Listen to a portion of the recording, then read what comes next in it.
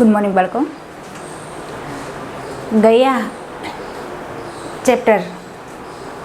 ગયા લેક્ચરની અંદર આપણે એસિડ બેઝ ક્ષાર લેસન નંબર 2માં ઘણું જોયું હતું કે એસિડની બેઝ સાથે કઈ રીતે પ્રક્રિયા થાય, બેઝની એસિડ સાથે કઈ રીતે પ્રક્રિયા થાય છે, એવું આપણે ગયા લેક્ચરમાં જોયું કે એસિડ અને બેઝ જો બંને એક સાથે પ્રક્રિયા થતી હોય તો તટસ્થીકરણની પ્રક્રિયા કહેવામાં આવે છે, એવું આપણે જોયું હતું. પછી ઘણી પ્રવૃત્તિઓ કઈ રીતે કે અધાત્વીય, ધાત્વીય, આવું બધું જ આપણે ગયા લેક્ચરની અંદર શીખ્યા છે. અને પછી માટી કે સૌથી વધારે બેટર માટી કઈ છે ખેડૂતો માટે, આપણે એમ જોયું હતું કે માટીની પીએચ, એવું કહ્યું હતું કે બગીચામાંથી માટી જુદા બગીચામાંથી જુદા જુદા સ્થળેથી માટી લાવો અને એની અંદર તમે પીએચ માપક્રમ તપાસો તો શું થશે એ પણ જોયું હતું. તો આપણે કાલે જોયું હતું કે સૌથી વધારે સારામાં સારી માટી છે એની પીએચ કેટલી હોય. આપણે જોયું હતું કાલે કે 6.5 થી 7.3 સુધીની માટી સારામાં સારી કહેવાય છે. જો ખેડૂતોની માટી, ખેતરની માટી જો સારી ન હોય ને તો ખેડૂતો લોકો એમાં બેઝિક એસિડિક હોય, એસિડ એટલે કે કાંકરા અને માટીને વધારાનું વનસ્પતિ ઉગી નીકળતી હોય, નિરણ ઉગી નીકળતી હોય તો એમને બેઝિક કરવા માટે ખેડૂત લોકો શું કરશે એમાં તો કે CaO કેલ્શિયમ ઓક્સાઇડ એની અંદર ઉમેરશે. એ બેઝિક બની ગઈ. હવે એમને તટસ્થ બનાવવા માટે ખેડૂતો એમાં જીપ્સમ ઉમેરવામાં આવશે જેથી જમીન છે એ સારામાં સારો પાક લઈ શકશે, એવું આપણે કાલે જોયું હતું. હવે આજના લેક્ચરની અંદર શું છે કે આપણા પાચન તંત્રમાં પીએચ કેટલું હોય છે. કાલે મેં તમને બધું બહુ સરસ સમજાવ્યું હતું. પી ને એચ એનો ફૂલ ફોર્મ, પીએચ માપક્રમ શું છે, મોલ શું છે, મોલર શું છે, મોલારિટી શું છે, આ બધું જ તમારે કંઠસ્થ કમ્પ્લીટલી કરવાનું છે. તો મનુષ્યનું પાચન તંત્રની અંદર પીએચ કેટલું હોય છે જે તમે યાદ કરો, ચેપ્ટર નંબર 6 જૈવિક પ્રક્રિયાઓ, આપણે પહેલું જ ચેપ્ટર લીધું હતું, એની અંદર જઠરનો ઉલ્લેખ થાય છે કે જઠર છે એ સૌથી વધારે પાચન કરે છે, કે આપણો ખોરાક છે એ 3 કલાક જઠરની અંદર વલોવાય છે અને પછી એનું પાચન થાય છે અને પછી એ નાના આંતરડામાં મોકલે છે. નાના આંતરડામાંથી જ મોટા આંતરડામાં ખોરાક જાય છે, એવું આપણે 6થા લેશનની અંદર જોયું છે. તો અત્યંત રસપ્રદ વાત એ છે કે આપણું જઠર હાઇડ્રોક્લોરિક એસિડ ઉત્પન્ન કરે છે. તો તમને અહીંયા તરત જ લાઇટ થવી જોઈએ કે રાઈટ કે જઠર છે એ 3 આપણે એમાઇલેસ, પેપ્સિન, હાઇડ્રોક્લોરિક એસિડ ઉત્પન્ન કરે. તો હાઇડ્રોક્લોરિક એસિડ ઉત્પન્ન કરે છે તો જઠરની અંદર હાઇડ્રોક્લોરિક એસિડ છે એનું કાર્ય શું છે કે આપણા જે ખોરાક ખાઈએ છીએ એની અંદર બેક્ટેરિયા હોય ને એ બેક્ટેરિયાનો નાશ કરે છે. અપચો થતો હોય ત્યારે આ હાઇડ્રોક્લોરિક એસિડ આપણને ખૂબ જ મદદ કરે છે. એટલે જઠરની અંદર હાઇડ્રોક્લોરિક એસિડ ઉત્પન્ન તો થાય છે પરંતુ એનું કાર્ય શું છે તો કે અનાજની અંદર, આહારની અંદર, ખોરાકની અંદર, પોષકની અંદર આવેલા બેક્ટેરિયાનો શું કરશે એ નાશ કરશે, જે જઠરને નુકસાન પહોંચાડ્યા વગર જ ખોરાકનું શું કરે છે પાચન કરવામાં મદદ કરે છે. દરમિયાન અપચા દરમિયાન જઠર ખૂબ જ વધુ માત્રામાં એસિડ ઉત્પન્ન કરે છે. જ્યારે વધારે ખવાઈ ગયું હોય ને, એકદમ વધારે ખવાઈ ગયું, આપણે ક્યાંક જમવા ગયા હોય ને ત્યારે 2 ટાઈમનો એક ટાઈમ જમી લેતા હોય છે કે સાંજે જમવું નહીં, એટલે અપચો વધારે ખવાઈ ગયું હોય, કંઈ પણ એવું મરી મસાલાવાળું વધારે ખવાઈ ગયું હોય તો અપચો થાય ને ત્યારે જઠર છે ને હાઇડ્રોક્લોરિકનું એસિડનું વધારે ઉત્પન્ન કરશે, જે શું કરશે પેટમાં બળતરા, દર્દનું કારણ બને છે. ક્યારેક તમે એમ કહો છો ને પેટમાં આજે તો બહુ બળતરા થાય, એસિડિટી આપણે કહીએ ગુજરાતીને એસિડિટી થાય છે, ત્યારે શું કરો છો તમે? એની અંદર બેઝિકનો ઉપયોગ કરીએ છીએ. એટલે આપણે પહેલું જ ચેપ્ટરમાં હતું આ જે આપણે આ પહેલો પેરેગ્રાફ, ચેપ્ટર નંબર 2નો પહેલો પેરેગ્રાફની અંદર આ ક્વેશ્ચન હતો જ કે શું જઠર ખૂબ જ માત્રામાં એસિડ ઉત્પન્ન કરે છે જે દર્દ અને બળતરાનું કારણ બને છે. આ દર્દથી છુટકારો મેળવવા લોકો શું કરશે? બેઝિકનો ઉપયોગ કરશે, જેને એન્ટાસિડ કહેવામાં આવે છે. તો તમને એ પણ ખબર પડે કે એન્ટાસિડમાં કયા વસ્તુઓ આવે છે. ખાવાનો સોડા NaHCO3 ખાવાનો સોડા એન્ટાસિડ હોય છે. જો શું કહે છે કે આ દર્દને જો આપણે રાહત મેળવવી હોય ને તો આપણે બેઝનો ઉપયોગ કરીએ છીએ. તો બેઝ તરીકે કોણ છે? જો કે એને એન્ટાસિડ કહે છે. તો કે બેઝ તરીકે એન્ટાસિડને કોને લેવામાં આવે છે? તો કે ખાવાનો સોડા. તો કે ભાઈ ખાવાનો સોડાનું અણુસૂત્ર તો આવડવું જોઈએ ને. તો કે NaHCO3 થાય ને. સોડિયમ હાઇડ્રોજન કાર્બોનેટ થશે. Sodium hydrogen carbonate. આપણે એવું યાદ રાખવાનું કહ્યું હતું કે હંસાબેન છે ને એ રસોઈ બનાવશે, એવું યાદ રાખવા માટે આપણે કહ્યું હતું. એટલે ખાવાનો સોડા અને દોવાનો સોડા બે મિક્સ ન થઈ જાય એટલા માટે મેં તમને આવું કહ્યું હતું, બરાબર. Na2CO3 એટલે આ દોવાનો સોડા. ન2 કોથળી એવું મેં યાદ રાખવા માટે કહ્યું હતું તમને. Na2CO3 ન2 કોથળી એટલે ધોવાનો સોડા. નટુભાઈ કપડાં ધોવે, હંસાબેન રસોઈ બનાવે. યાદ રાખવા માટેનું આ સૂત્ર મેં કહ્યું હતું તમને કે ખાવાનો સોડાને કેમ યાદ રાખવા? NaH એટલે હંસાબેન, હંસાબેન રસોઈ બનાવતા હોય, નટુભાઈ કપડાં ધોતા હોય એટલે Na2CO3 ન2 કોથળી NaHCO3 ખાવાનો સોડા. આ યાદ રાખવાનું છે. તો ખાવાનો સોડા એ શું છે? એન્ટાસિડ છે. શું છે એ? એન્ટાસિડ કહેવામાં છે, જે બેઝિક તરીકે કામ કરે છે. આટલું વસ્તુ યાદ રાખજો. તો હવે શું કહેવા માગે છે જુઓ. એન્ટાસિડ છે આ પ્રકારનું શરૂઆતમાં આવો જ એક ઉપાય પણ તમે જરૂર સૂચવ્યો છે. મેં તમને કહ્યું ખાવાનો સોડા. આ એન્ટાસિડ વધારાના એસિડને શું બનાવે છે? તટસ્થ બનાવે છે. એસિડ ઉત્પન્ન થયું તો એની એસિડની સામે કઈ પ્રક્રિયા આપવાની છે? બેઝ. જો એસિડની સામે એસિડ અપાવો ને તો વોમેટ થશે, ઉલટી થશે, વધારાની પ્રક્રિયાઓ શરીરમાં ઉત્પન્ન થશે.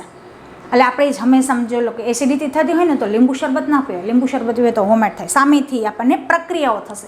એટલે એની સામે બેઝ આપવું પડે. તો શું કહે છે? તટસ્થ કરે છે. અને magnesium hydroxide, milk of magnesia, MgOH twice. Magnesium hydroxide MgOH twice જે મંદ બેઝિક છે, બેઝ છે, આ હેતુ માટે અવારનવાર ઉપયોગમાં લેવાય છે. હવે શું કહે છે? પીએચમાં ફેરફારને કારણે દાંતનું સડવું. જો દાંતમાં પણ પીએચ હોય છે, જો એ પીએચ સરખી રહે ને, આપણે પહેલું જ જોયું હતું કે માનવ શરીર છે ને પીએચ ઉપર આધાર રાખતું હોય. તો હરેક વસ્તુ આપણા શરીરની એક વસ્તુ છે ને એ પીએચ ઉપર આધાર રાખતી. જો એમાં કંઈ પણ ફેરફાર થાય તો માણસનું બોડીમાં કંઈક હાનિ થાય, બીમાર પડવાનું કારણ એ જ છે કે આપણે પીએચની આડાવડું ઘટ થતું હોય છે. એટલા માટે તો પીએચમાં ફેરફારને કારણે દાંતનું કેમ સડવું થાય છે ભાઈ? ક્ષયન થાય છે. તો કે મોઢાની પીએચ કેટલી હોવી જોઈએ? કદાચ ક્વેશ્ચન પૂછાય ભાઈ. ટૂંક જવાબ એ છે કે મોઢાની પીએચ 5.5 કરતાં ઘટી જાય. એટલે હોવી કેટલી જોઈએ? 5.5. તો કે મોઢાની પીએચ 5.5 કરતાં ઘટી જાય ને ત્યારે દાંતનો સડો ઉત્પન્ન થાય. એટલે એસિડ જો 5.5 આવ્યું એટલે શું થાય? એસિડિક સ્વભાવ થશે. કેમ કે 7થી નીચે આવ્યું, 7થી નીચે આવે એટલે કયો સ્વભાવ થશે? એસિડિક. 7થી અપ જશે તો શું થઈ જશે? બેઝિક થશે. તો મોઢાની પીએચ 5.5 કરતાં જો ઘટી જશે તો જ દાંતનો સડો થાય છે. દાંતનું ઉપરનું આવરણ શાનું બનેલું હોય છે ભાઈ? આપણે પહેલા ધોરણથી 5 ધોરણથી શીખતા આવ્યા છીએ કે આ દાંત છે ને એ દાંત એકદમ કડક છે. આપણે એને ખાઈ નથી જતા, જો કે ઓગળી નથી જતા, એ દ્રાવ્ય નથી, અદ્રાવ્ય છે. પરંતુ એનું ઉપરનું જે આવરણ છે ને દાંતનું, એ શેનું બનેલું હોય છે? કે દાંતનું ઉપરનું આવરણ છે કેલ્શિયમ ફોસ્ફેટ. એનું અણુસૂત્ર લખવું હોય તો બી લખી લેજો. કેલ્શિયમ ફોસ્ફેટ છે એમનું અણુસૂત્ર છે Ca3. યાદ રાખજો બાળકો ખાસ.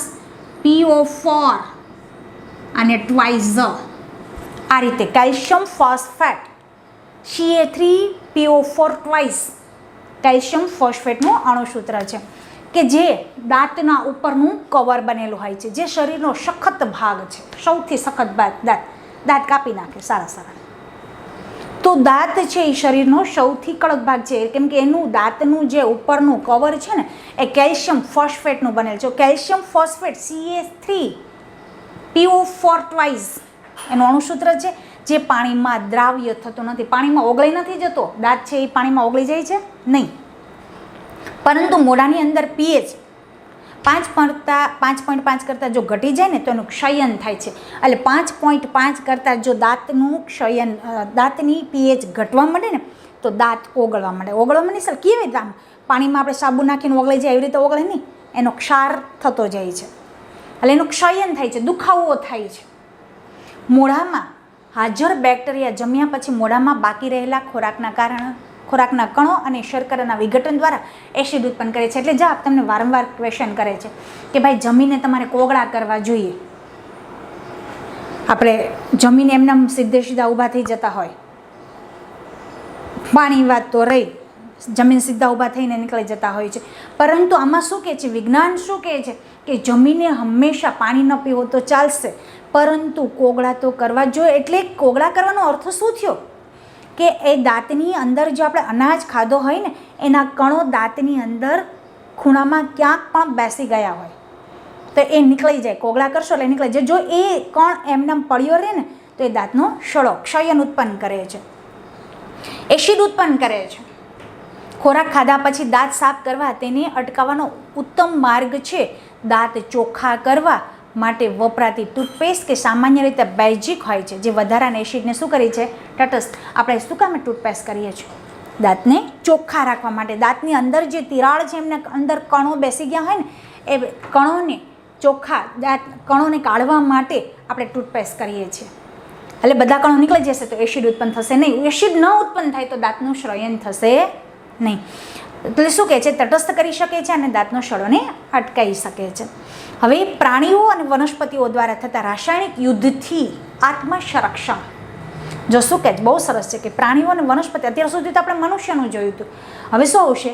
પ્રાણીઓનું. તો કે પ્રાણીઓનું કઈ રીતે હોય છે? પ્રાણીઓની અંદર પણ પીએચ હોતી હશે ને ભાઈ? તો શું કહે છે?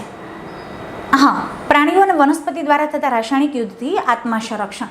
શું તમને ક્યારે મધમાખીએ ડંખ માર્યો છે? જો એ મધમાખી ઇન્સેક્ટ, તો કે મધમાખીએ ડંખ માર્યો છે. મધમાખીનો ડંખ એસિડ મુક્ત કરે છે. શું કહે છે? મધમાખીનો જ્યારે ડંખ લગાવે છે ને ત્યારે એ એકદમ તીવ્ર એમને ડંખ હોય છે અને એ શરીરની અંદર એસિડ જેવી અગ્નિ ઉત્પન્ન કરે છે, બળતરા ઉત્પન્ન કરે છે, જેને કારણે દર્દ અને બળતરા ઉદ્ભવે છે. ડંખ મારેલા ભાગમાં હળવો બેઝ, કેમ કે એસિડ ઉત્પન્ન થયું ને ભાઈ, કેમ કે જ્યારે મધમાખીએ ડંખ મારેલું છે ને ત્યારે એની અંદર એસિડ ઉત્પન્ન થશે. એટલે એસિડના કારણે જો શરીરની અંદર એસિડ જશે એટલે આખા શરીરની અંદર તમારે અગ્નિ બળતરા દર્દ ઉત્પન્ન થશે. તો એની સામે કઈ દવા લગાવવી જોઈએ? એસિડ છે તો સામે શું આપવું પડે? બેઝ. તો ડંખ મારેલા ભાગમાં હળવો બેઝ જેમ કે બેકિંગ સોડાનો ઉપયોગ રાહત આપે છે. કવચ નેટલ, બહુ આ કવચનું પાંદડું હોય છે ને એ જંગલમાં, ગાઢ જંગલ હોય ને એની અંદર થાય છે. કવચ તમારા બુક્સની પાછળનો ભાગ, આમાં તમને આનું ખાલી વિસ્તાર આપ્યો છે. આપણે જાણવાનો આનો પ્રશ્ન ન પૂછે કે કવચ કેવું પાંદડું છે, પરંતુ જાણવા ખાતર આપણે કહીએ કે કવચના પાંદડા છે. તો કવચ નામની વનસ્પતિ છે ને એ ગાઢ જંગલમાં ઉગી નીકળે છે અને એનું પાંદડું કેવું હોય છે ખબર? એકદમ તીક્ષ્ણ હોય છે, અણીવાળું હોય છે. એમને જો કદાચ ટચ કરવામાં આવે ને તો બી આપણને ચેકો પાડી દે છે, એવું એનું પાંદડું હોય છે. પરંતુ મધમાખીનો જ્યારે ડંખ લાગે ત્યારે એ પાંદડાને ઉપયોગી બેઝ તરીકે કરવામાં આવે છે. ડંખવાળા રોમ મિથેનોઇલિક એસિડ, જો એમના ઉપર આ મિથેનોઇલિક એસિડ છે પણ બેઝિકનું કામ કરે છે. શું છે? મિથેનોઇલિક એસિડ, HCOOH, મિથેનોઇલિક એસિડ. એસિડ મુક્ત કરે છે, જેનાથી શું થાય છે? આપણને રાહત મળે છે. જો છે એસિડ આપ્યું તો સામે બેઝ આપ્યું તો તટસ્થકરણની પ્રક્રિયા થઈને તો આપણને શું મળે? એમને મુક્ત. એના કારણે દાહક દર્દ અનુભવે છે. હવે શું કહે છે કે મધમાખીનો ડંખ લાગે ત્યારે તમારે એસિડની પ્રક્રિયા ઉત્પન્ન થાય તો એસિડની સામે શું આપવાનું? બેઝ, જેથી આપણને કમ્પ્લીટલી થઈ જાય. જો મેં તમને કહ્યું હતું આ કવચનું પાંદડું છે, એકદમ તીક્ષ્ણ હોય છે, જો અણીવાળું પાંદડું હોય છે. તમે આ વાંચશો ને એટલે તમને ખ્યાલ આવી જશે કેવું હોય છે. અને આનો જ ઉપયોગ મધમાખીનો ડંખ મારે જ ને ત્યારે આમનો ઉપયોગ કરવામાં આવે છે, જેનાથી આપણને રાહત મળે છે. બહુ મસ્ત તમને આપ્યું છે. કેટલાક કુદરતી એસિડ છે, આ માનવ સર્જિત એસિડ નથી. જો આ તો શું તમે જાણો છો આટલું જ આપ્યું છે. હવે શું કહે છે કે કોષ્ટક 2.3 કુદરતી એસિડ આપેલા છે ભાઈ, તમારે એસિડ જોવાના છે. તો વિનેગર છે એની અંદર કયો એસિડ આવેલો છે? Acetic acid. જો તમારા બધાના અણુસૂત્ર લખવા હોય તો મારી સાથે સાથે બુક્સમાં લખતા જજો, કેમ કે આમના ક્યાંય અણુસૂત્ર બુક્સની અંદર ક્યાંય ઉલ્લેખ આપેલો નથી. બુક્સની અંદર આ કોઈ પણ એસિડ ગણાય છે, એસિડનો એકેયનો ઉલ્લેખ નથી, પણ એ એસિડ કયામાં રહેલા છે, કયા વસ્તુની અંદર આ એસિડ ઉત્પન્ન થાય છે એ છે. પરંતુ કદાચ પૂછી લે કે આ એસિડ શું છે, એનું અણુસૂત્ર શું છે, તો મારી સાથે સાથે તમે એનું અણુસૂત્ર પણ લખતા જજો. શું કહે છે? Acidic acid. બધાને ખબર છે કે એસિડિક એસિડનું અણુસૂત્ર જો અહીંયા લખું છું ભાઈ, તો CH3COOH acidic acid, CH3COOH. Acidic acid છે એ વિનેગરમાં હોય છે.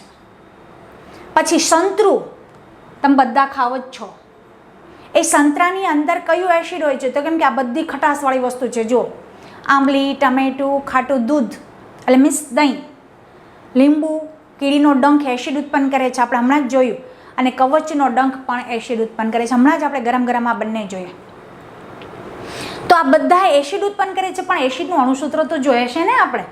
તો શું કહે છે કે સંતરું છે સાઇટ્રિક એસિડ છે, લખતા જજો ભાઈ, C6H8O7. આ સાઇટ્રિક એસિડનું અણુસૂત્ર છે. પછી ટાર્ટરિક એસિડ, તો ટાર્ટરિક એસિડ છે C4H6O6. Oxalic acid C2H2O4. જો કદાચ તમને અણુસૂત્ર મળી જાય તો સારું, પણ ન મળે તો તમારે આ બધું સાચી રાખવાનું ને એક અણુસૂત્ર કંઠસ્થ કરવાના રહેશે. શું કહે છે? Acidic acid CH3COOH, citric acid C6H8O7, tartaric acid C4H6O6, oxalic acid C2H2O4, lactic acid. દહીં ખબર છે ને આપણે, બેક્ટેરિયા કયું બનાવે છે, કયું એસિડ ઉત્પન્ન કરે છે બેક્ટેરિયા? Lactic acid. તો લેક્ટિક એસિડનું અણુસૂત્ર થશે C3H6O3. લેક્ટિક એસિડ છે. સાઇટ્રિક એસિડ, તો અહીંયા સાઇટ્રિક એસિડ આવી ગયું છે સાઇટ્રિક એસિડ, તો શું આવશે? C6H8O7, જે લીંબુની અંદર હોય છે, એકદમ ખટાશવાળો હોય છે. અને કીડીનો ડંખ મિથેનોઇલિક એસિડ, આ બંનેનું અણુસૂત્ર આપણે હમણાં જ લખ્યું હતું ને. તો શું થશે ભાઈ? HCOOHO, મિથેનોઇલિક એસિડ. આ બધાના અણુસૂત્ર મેં તમને લખી દીધા છે, બધા કંઠસ્થ કરી લેજો. આ બધા જ કુદરતી સ્ત્રોત છે અને દરેક વસ્તુની અંદર આ એસિડનો સમાવેશ થાય છે. હવે શું કહે છે? જો આટલું ને આટલું ક્વેશ્ચન તમારે કરવાનું. શું કામ મેં તમને આપું છું કે જેટલું મેં ચલાવ્યું હોય ને એનો સારાંશ હોય છે. આ ક્વેશ્ચન શું કામ આપું છું તમને હોમવર્કમાં, કે જેટલું મેં ચલાવ્યું હોય છે ને એમાંથી જ આ બધું જ આવેલું હોય છે. એટલા માટે આ અને આ બંને મને કંઠસ્થ કરીને આપવાના છે, અને સ્કૂલે હોમવર્ક પણ બતાવી જવાનું. જ્યારે પેપર લેવા આવો છો, દેવા આવો છો, ત્યારે જ તમારે હોમવર્ક લઈને આવવાનું છે. ચાલો હવે જોશું આપણે ક્ષાર વિશે. અત્યાર સુધી એસિડ અને બેઝ વિશે જોયું. એસિડ શું છે, બેઝ શું છે, એસિડ કઈ રીતે પ્રક્રિયા કરે છે, બેઝ કઈ રીતે પ્રક્રિયા કરે છે. હવે આપણે જોઈશું ક્ષાર. લાસ્ટ પોઈન્ટ આપણો આવ્યો લેશનનો. તો ક્ષાર શું કહેવા માગે છે? જો કે ક્ષાર શું કહે છે, કે ક્ષાર વિશે વધારે જાણકારી. તમે બધા જાણો છો ક્ષાર એટલે શું? મીઠું. મીઠાનો ઉપરનો ક્ષાર આવે ને, એ પાણીની અંદર ઘણી વખત તમે જોશો ગોળાની અંદર ઉપરનો આમ એકદમ સફેદ કલરનું બુંદ જામી જતી હશે, એ ક્ષાર છે. તો શું છે આપણે વિગતવાર જોઈશું. અગાઉના વિભાગોમાં આપણે વિવિધ પ્રક્રિયાઓ દરમિયાન ક્ષારનું નિર્માણ જોયું છે. ચાલો આપણે બરાબર એના બનાવટ કેવી રીતે થઈ છે, એના ગુણધર્મો કઈ રીતે છે અને એની ઉપયોગિતા વધારે આપણે સમજીશું કે ક્ષાર શું છે. શું કહે છે? Family of salt. ક્ષાર પરિવાર કેવો હોય છે? જો ક્ષાર પરિવાર, તો પહેલું આપણને ખબર પડવી જોઈએ કે ક્ષાર પરિવાર એટલે શું. આપણે કોઈના ઘરે જાય તો એડ્રેસ તો આપણને ખબર હોવી જ જોઈએ. એડ્રેસ ખબર ન હોય તો આપણે કોઈના ઘરે પહોંચશું નહીં. તો પહેલું આપણને હેડિંગ વિશે ખબર પડવી જોઈએ કે હેડિંગ શું કહેવા માંગે છે. ક્ષાર પરિવાર એટલે હરેક તત્વના, દરેક તત્વના, કોઈ પણ તત્વના ગુણન સમાન હોય, ઉપરનો જે આપણને વીજભાર આપ્યો હોય ને એ વીજભાર જો સમાન હોય ને તો એને શું કહેવાય? ક્ષાર પરિવાર. દાખલા તરીકે હું તમને એક ઉદાહરણ આપી દઉં કે ક્ષાર પરિવાર NaCl છે તમારી પાસે, બરાબર, તો Na પ્લસ છે, +1, Cl -1, તો 1 1 તો છે જ ને, કેમ કે અણુસૂત્રમાં હંમેશા ગમે ત્યાં જશો, PhD કરશો તો અણુસૂત્રમાં પહેલું ધન જ હશે, ધનાયન, અને બીજું શું હોય? ઋણાયન. પણ બંનેના ગુણક સમાન હોય એને ક્ષાર પરિવાર તરીકે ઓળખવામાં આવે છે. સમજ પડી કઈ રીતે હું કહું છું? પ્લસ માઇનસ તો હોય જ, પરંતુ બંનેના ગુણક જો સમાન હોય તો એને શું કહેવામાં આવે છે? ક્ષાર પરિવાર તરીકે ઓળખવામાં આવે છે. ચાલો હવે આપણે જોશું વિગતવાર કે શું કહેવા માગે છે કે નીચે દર્શાવેલ ક્ષારોના સૂત્રો લખો. આમાં તો ભાઈ બધા સૂત્ર લખવાના કયા છે તમને? જો સૂત્રો તો હરેક વખતે કેમેસ્ટ્રી શીખવું હોય તો સૂત્ર પહેલાં પાકા કરવા પડે, કેમેસ્ટ્રી તો જ આવડશે, બાકી NaClમાં ખબર ન હોય તો આપણને કશું ખબર પડે નહીં. તો નીચે દર્શાવેલા ક્ષારોના સૂત્ર લખો. પોટેશિયમ સલ્ફેટ શું થશે ભાઈ?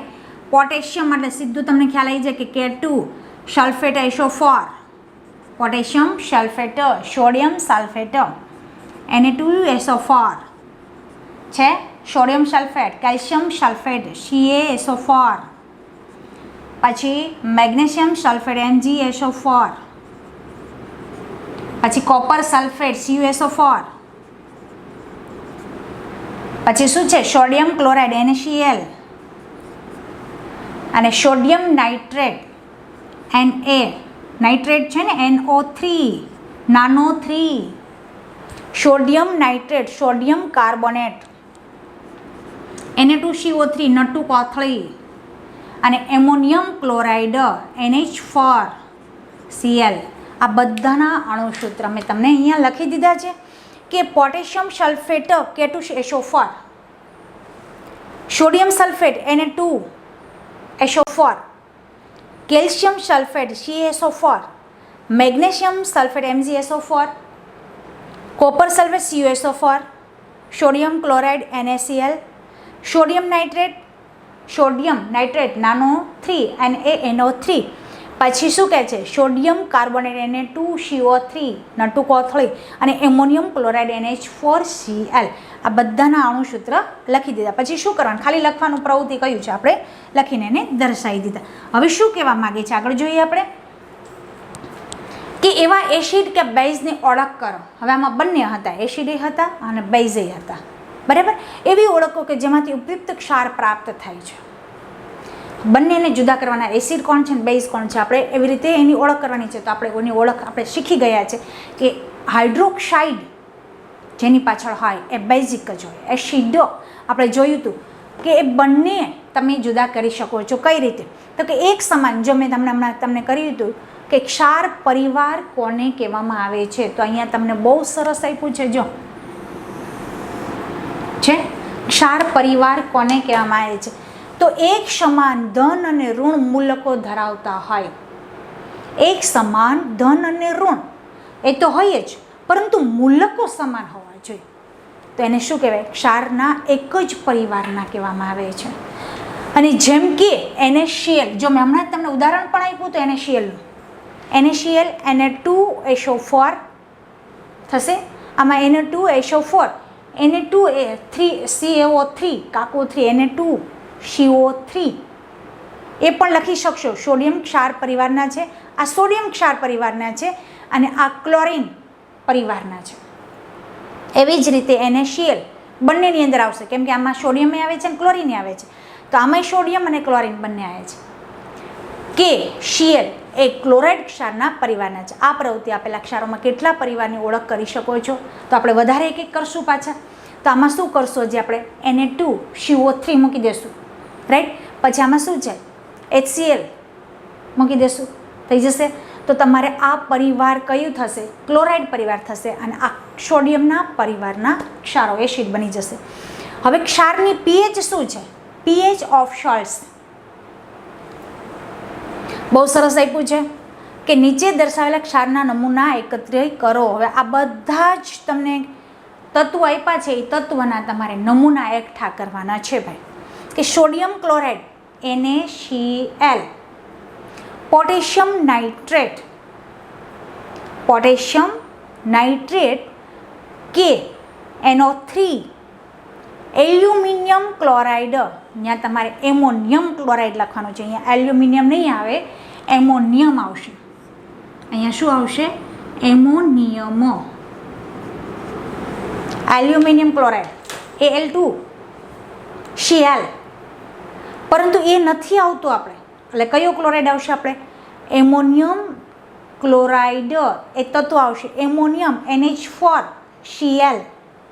Zinc sulphate ZnSO4, copper sulphate CuSO4, sodium acetate Na acetate છે એટલે COOH, sodium carbonate Na2CO3, sodium hydrogen carbonate એટલે સોડિયમ હાઇડ્રોજન એટલે NaHCO3. અન્ય ઉપલબ્ધ ક્ષારો પણ લઈ શકાય છે. આટલા તત્વો તો તમને આપ્યા છે. હવે આ બધા તત્વો એકત્ર કરવાના છે. પછી શું કરવાનું છે?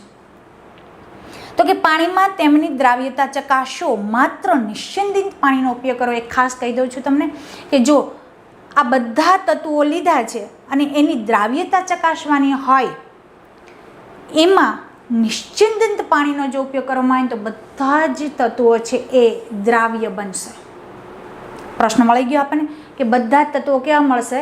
પાણીમાં દ્રાવ્ય મળશે. કેમ કે નિશ્ચિંત પાણી છે એટલે બધા તત્વો કેવા થઈ જશે? પાણીમાં દ્રાવ્ય થઈ જશે. લિટમસ